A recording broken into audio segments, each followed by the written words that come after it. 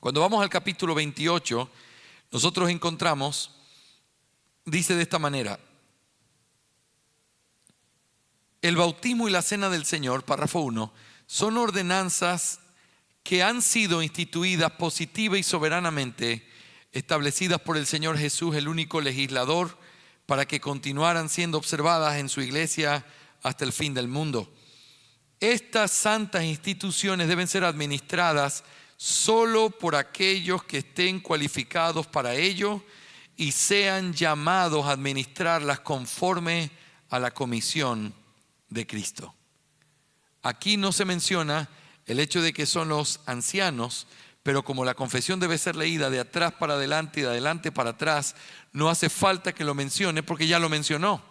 No son miembros, son aquellos oficiales que están en la iglesia de Cristo. Así que esto es consistente con nuestra confesión de fe, es consistente con lo que creemos que los ancianos tienen, pero vamos a ir avanzando para mirar algunos otros detalles.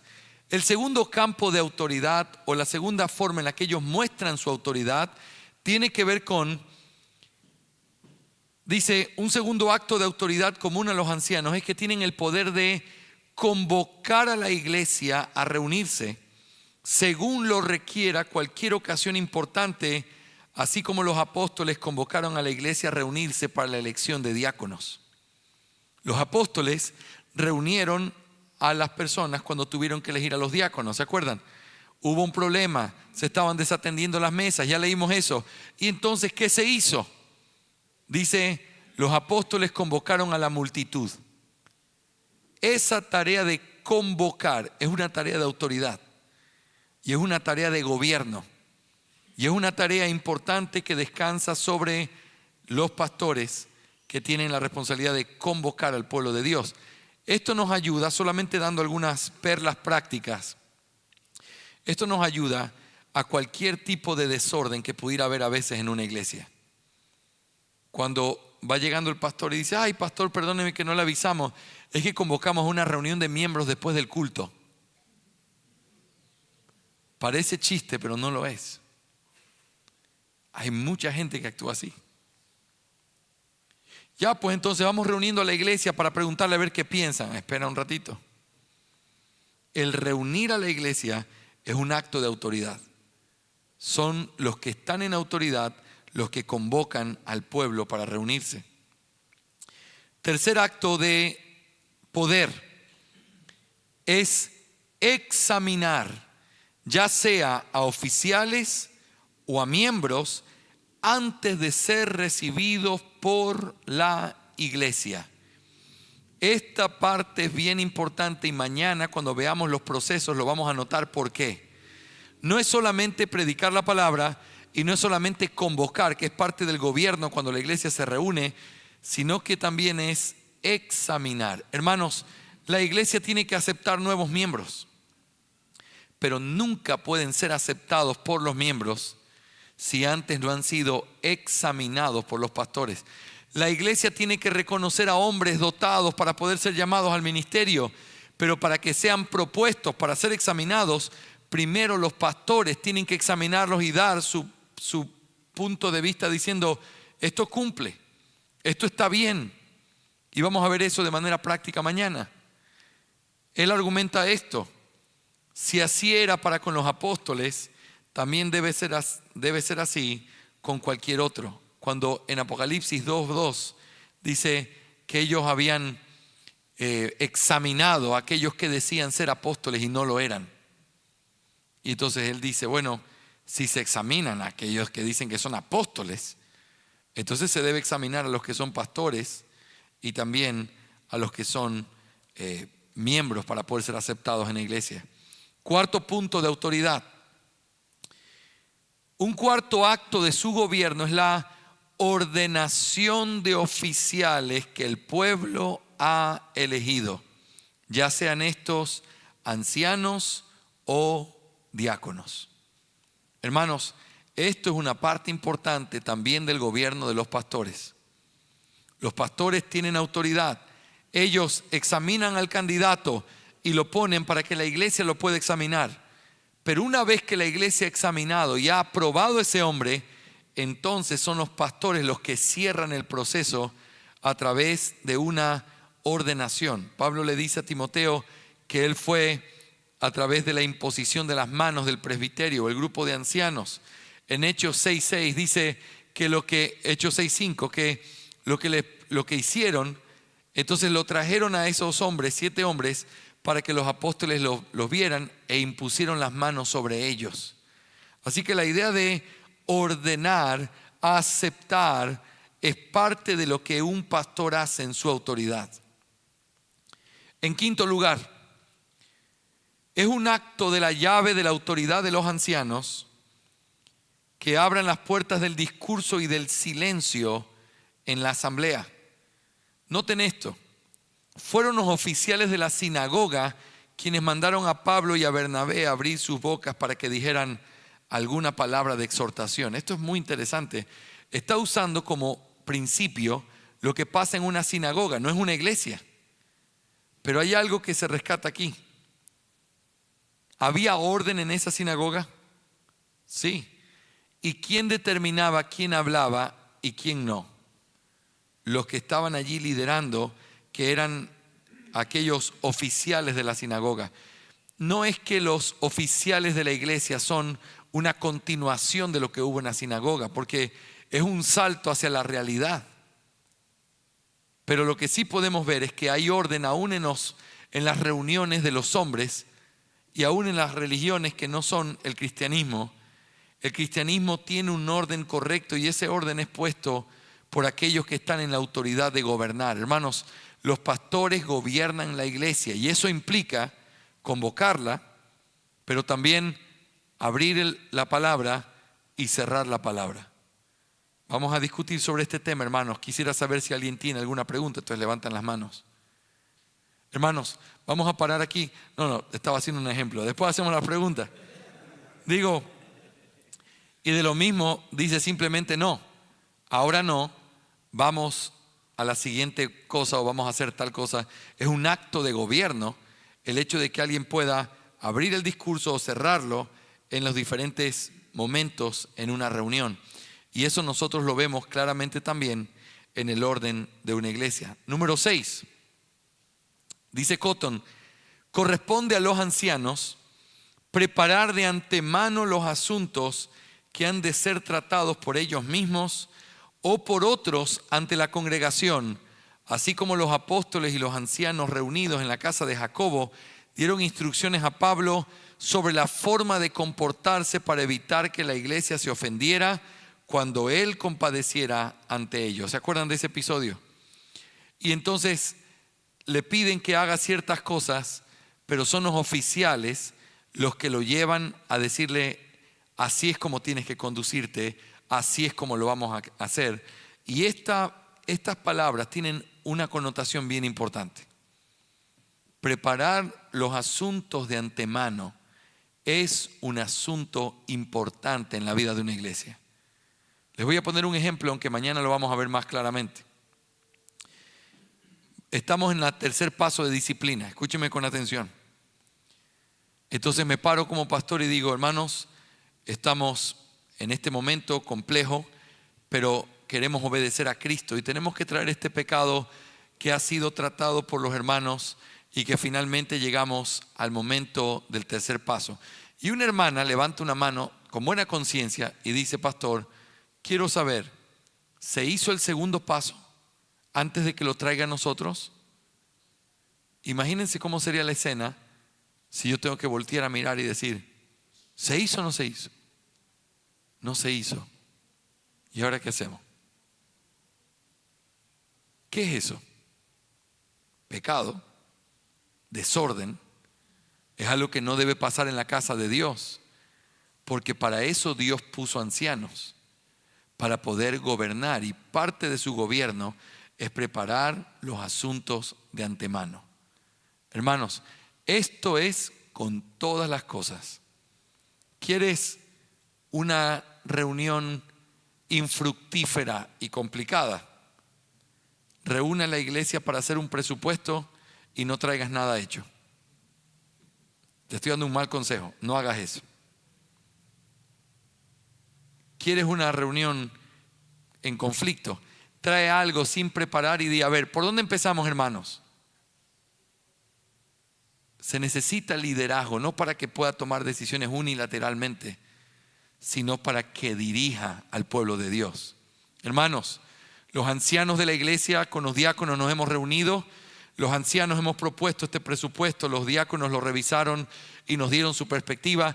Y aquí les presento el presupuesto de este año, que quisiéramos que ustedes pudieran examinarlo ahora con nosotros. Sientan la libertad de hacer todas las preguntas que tengan, porque lo que necesitamos el día de hoy es aprobarlo. Este presupuesto se los mandé ya hace 2 semanas a cada uno a su correo personal o a su WhatsApp para que lo tengan. Así que hablemos un poco de lo que ven. Levanta la mano fulano. Sí, pastor, me parece muy bien, pero mira, la razón por la que lo pusimos así fue por esto y por esto. Y levanta la mano el otro pastor. Sí, además esto es, es verdad, pastores, tienen razón, dejémoslo así, se sienta. Después viene el otro y levanta la mano. ¿Y qué tal esto? No lo habíamos pensado. ¿Qué piensan, hermano diácono? Creo que es factible, pastor. Creo que tenemos ese dinero en la cuenta para poder subir ese valor allí. Hermano, muchísimas gracias por ayudarnos a perfeccionar esto. ¿Alguien tiene algo más que decir? Eso es liderazgo, ¿no? Y es orden. ¿Y qué termina al final? No es mi presupuesto el que el pastor aprobó. Es uno que los pastores trabajamos, lo discutimos, ya pasamos las horas antes tratando de hacernos en orden, y cuando lo traemos a la iglesia, lo traemos para discutirlo con ellos, pero de una manera tan desarrollada que se vuelve muy fructífera esa reunión. Y al final del día podemos decir el presupuesto de la iglesia. ¿Sí o no? ¿Pero qué implicó eso? Preparar de antemano los asuntos. Disciplina, la aceptación de nuevos miembros es una parte importante que requiere una preparación previa. El domingo pasado todos los nuevos o los candidatos a membresía fueron puestos delante, son como 22. Nos gozamos inmensamente, todos los miembros lo vieron, todos los miembros los reconocen en sus caras, evidentemente los reconocen. Y ahora fue para decir, hermanos, entonces es hora de la participación de la iglesia. Ustedes tienen que llamarlos, buscarlos, conocerlos, porque en tal fecha vamos a reunirnos para preguntar si están de acuerdo que estos hermanos sean recibidos en la membresía. Asegúrate de hacer bien tu trabajo. Eso es preparar los asuntos de antemano, porque si lo hiciera ese mismo día, a ver, ¿y quién es fulana? A ver, saca una foto. ¿Alguien tiene una foto de fulana para que la vean?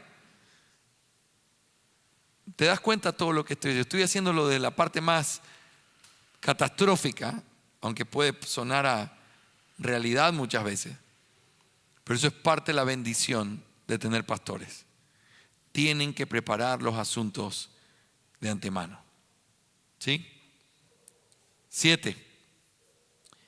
El tratamiento de una transgresión ante la iglesia. Los ancianos tienen tanto una autoridad jus dicere como una sententiam ferre. Eso significa qué es lo que dice la ley y luego dictar sentencia. Las dos cosas están en las manos de los pastores. ¿Qué es lo que dice la ley? Es cuando presentamos el pecado y decimos, ¿qué es lo que dice la ley? Ahora ustedes tienen que llamarlo al arrepentimiento. Pero luego del proceso donde la iglesia es involucrada, la iglesia dice, no se arrepintió. Entonces, sententiam ferre. Pero esas dos cosas, en esa parte de la iglesia, están en las manos de los pastores. Volver a recordar qué es lo que dice el Señor, y por el otro lado, volver a recordar cuál es la sentencia que se está dando en ese lugar. 8. Los ancianos tienen el poder también de despedir a la iglesia con una bendición en el nombre del Señor. Nosotros podemos ver esto también en las preciosas despedidas, salutaciones de las cartas, donde ciertamente el hecho de poder bendecir al pueblo y despedirlo es una parte importante del ministerio de autoridad. Los pastores abrimos el culto y los pastores lo cerramos buscando la bendición del Señor sobre el pueblo de Dios. Y eso lo podemos ver tanto en el Antiguo Testamento como en el Nuevo, y también en ese principio tan demostrado en las epístolas como el último versículo de 2 a los Corintios. Muy bien, ¿cómo vamos? ¿Vamos bien o no? No se rindan, que ya llegamos. 9. Los ancianos también han recibido el poder de acusar a cualquiera de los miembros en privado, con el propósito de que ninguno de ellos viva desordenadamente sin una vocación, ni ociosamente en su vocación, ni escandalosamente en ninguna forma. El mandato de los apóstoles aduce un poder en los ancianos para ordenar estos deberes al pueblo de manera eficaz. ¿Se acuerdan que dijimos que los ancianos no pueden ordenar cosas que no están en la palabra? Pero ¿qué pasa cuando las cosas sí están en la palabra? ¿Qué pasa cuando lo que está en la palabra lo tengo en mi mano? ¿Qué autoridad tiene el anciano? El anciano tiene la autoridad de poder poner todo el peso de eso sobre la conciencia y el alma de la persona y decir: lo que haces es pecado. La actitud en la que estás viviendo no es lo que el Señor espera de tu vida. Esto es lo que dice su palabra. Hermanos, esto es parte del gobierno. Si un padre no puede corregir a sus hijos, si un padre no puede decirle a sus hijos lo que está mal, si un padre no puede parar y decir: espera un momento, no vamos a seguir en esta dirección, ¿cómo lo va a hacer con gente con la que va a sentir pena, vergüenza? ¿Cómo le voy a decir? Qué vergüenza decirle esto, qué pena decirle cómo se viste, o qué pena decirle cómo está criando a sus hijos. ¿Cómo podemos gobernar la iglesia si hay hombres sin carácter en ese gobierno? Y cuando hablo de carácter, no hablo de gente grosera, porque eso es no tener carácter. Tenemos que estar bañados completamente de gracia, pero tenemos que aprender a ser sinceros. Tenemos que aprender a llegar al corazón lo más que podamos. Que tú puedas decirle, tratando de usar las mejores palabras y la mejor claridad posible, para que después de escucharlo no le quede duda de qué le viniste a decir, pero al mismo tiempo que hayas podido plantear todo lo que eso implica. Esto es, pero me lo dijo con ternura.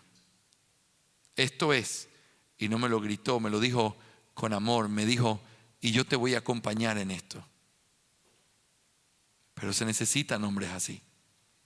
Se necesitan hombres que se paren en la brecha y sean capaces de señalar los pecados en una iglesia que no está dispuesta a reconocerlos. Ese es nuestro deber. Así que los pastores tienen esa autoridad. Vienen de parte de Cristo. Es como aquel que les decía que trae el pergamino y se para y dice: el rey dice. No tiene que temblarle la voz. No tiene que sentirse avergonzado de lo que el rey dice, si lo que está diciendo es lo que el rey dice. Debe decirlo con firmeza. Debe decirlo con verdad. Debe decirlo sabiendo que no es su autoridad, que no está diciendo nada en su propio nombre. Y así es como los hombres y los pastores debemos tratar con las cosas que tienen que ver con los pecados y la forma de tratar con el alma de los hermanos. 10. Ahí Cotton habla de la representación de los ancianos en los sínodos, que aparece en un capítulo siguiente, pero esta autoridad es que los pastores representan a las iglesias en los sínodos. Cuando se reúnen las asambleas, cuando hay una reunión de iglesias, los pastores pueden verdaderamente representar a sus iglesias, y eso es parte de sus privilegios y su autoridad. Y eso me lleva a la última. En caso de que la iglesia caiga en blasfemia, esto es un ejemplo extremo como el que vimos del otro lado. ¿Qué pasa si todos los pastores se pervierten? ¿Se acuerdan? Y de pronto la iglesia ya no tiene, todo lo que hay es perversión. La iglesia no puede expulsarlos, pero ¿qué es lo que sí puede hacer? Dijimos, puede dejar de reconocerlos y se puede apartar de ellos. Bueno, lo mismo pasa aquí, es la parte opuesta de esa moneda. En caso de que la iglesia caiga en blasfemia contra Cristo, y en el rechazo obstinado y la persecución del camino de la gracia, y no se puede esperar un sínodo, es decir, una asamblea para buscar ayuda, o no haya ayuda de un sínodo. Los ancianos tienen el poder de apartar o separar de ellos a los discípulos y llevarse las ordenanzas con ellos, y con ello denunciar tristemente el justo juicio de Dios contra ellos. Hermanos, los pastores tienen autoridad. El pastor no es un empleado de la iglesia. El pastor no es alguien, yo te puse ahí, yo voté por ti, yo te puse como pastor. No, no. Dios lo puso ahí. Cuando se hace correctamente, tener un buen proceso es parte de lo que te ayuda a entender con claridad esto. Dios lo puso allí, y al Dios ponerlo allí le da una autoridad que es sumamente importante, tan importante que si hay un pueblo duro de corazón que persigue la verdad, que no se somete a la verdad, que no quiere obedecer a Cristo, ese pastor puede apartarse de ellos después de hacer todo lo que podía para ganarlos. Si no se puede apartar de ellos y llevarse las ordenanzas. Qué difícil es ponerlos en un juicio en donde Dios ha advertido que Él quita el candelero. Eso es parte de la autoridad que tienen los pastores. Ahora, quiero que me permitas hacerlo de manera didáctica. Hemos dicho 11 cosas. ¿Te acuerdas las 11 o no? Espero que más o menos sí. Pero yo quiero agruparlas en 4 o 5 que nos ayuden a entender correctamente cómo deberíamos pensar de la autoridad de los pastores. En primer lugar, autoridad para ejercer el ministerio de la palabra.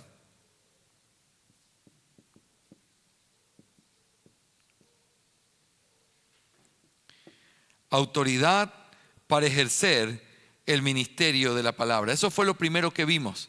Ellos pueden hacerlo con toda autoridad, Tito 2:15. Ellos son aquellos que tienen que ejercer las ordenanzas. Todo eso es parte de su autoridad. Pero en segundo lugar, ellos tienen también autoridad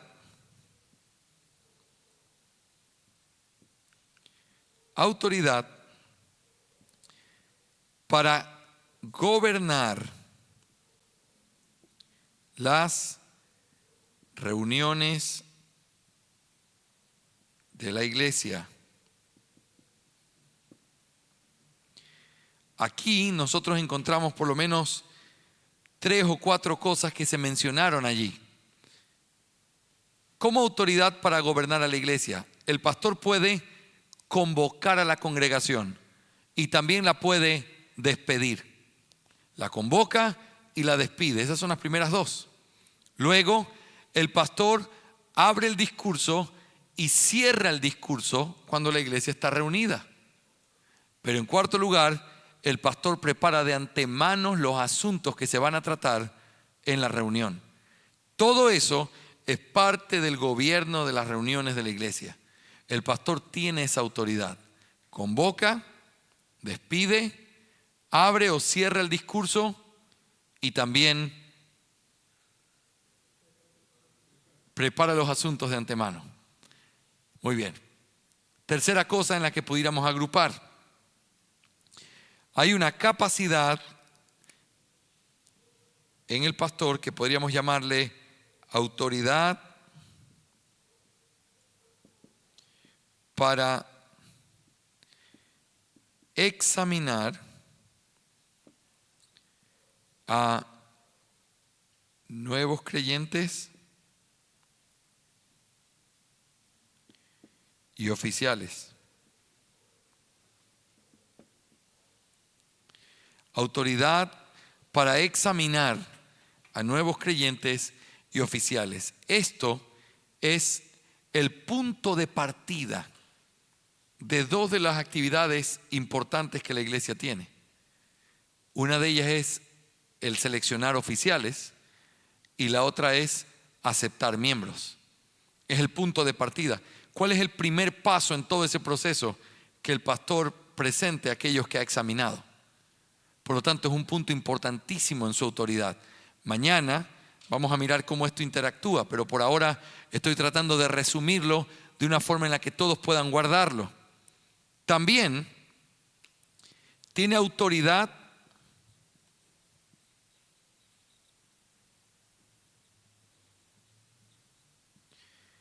para empezar y sentenciar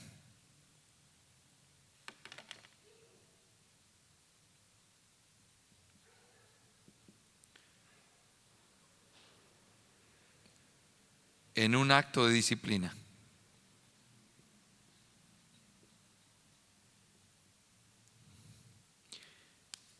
Dijimos que el pastor tiene ese jus dicere y sententiam ferre, que son, dice que dice la ley, así inicia el proceso de disciplina en el tercer paso. Y luego sentencia, y así termina el proceso de disciplina del tercer paso. Él lo empieza y él lo termina. En medio está la congregación. Él empieza poniendo lo que dice la ley. La congregación tiene que examinar el caso.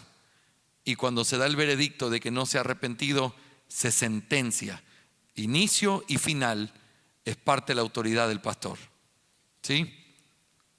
Y luego hay otras que nosotros podríamos poner aquí como representar a la iglesia, ¿verdad? Y otras cosas, pero estas 4 son principalmente las que vamos a utilizar, y de hecho estas 3 son las que más vamos a recordar mañana cuando nosotros interactuemos en las 4 actividades de la vida de la iglesia.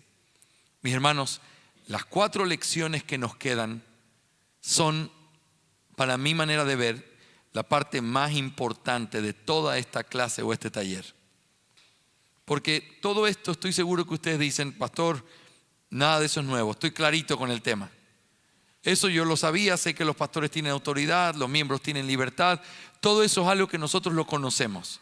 Eso está muy bien. Pero cuando estos dos se encuentran en la actividad de la iglesia, es cuando nosotros realmente podemos decir, así es como se puede llevar un proceso en donde se vea la libertad de los miembros y la autoridad de los pastores. Y ese proceso es siempre lo mismo. Es un mismo gráfico. Ustedes lo van a repetir 4 veces mañana. Pero ese mismo gráfico tiene asuntos previos, todos ellos tienen asuntos previos. Un primer paso diferente, un segundo paso diferente, un tercer paso muy parecido y un cuarto paso que es el cierre diferente. Pero son siempre los 4 pasos con una línea que viene desde antes. Eso, para mí, es la verdadera eclesiología práctica, que es imposible explicarla sin haber visto todas las cosas que hemos trazado hasta este momento en nuestra clase.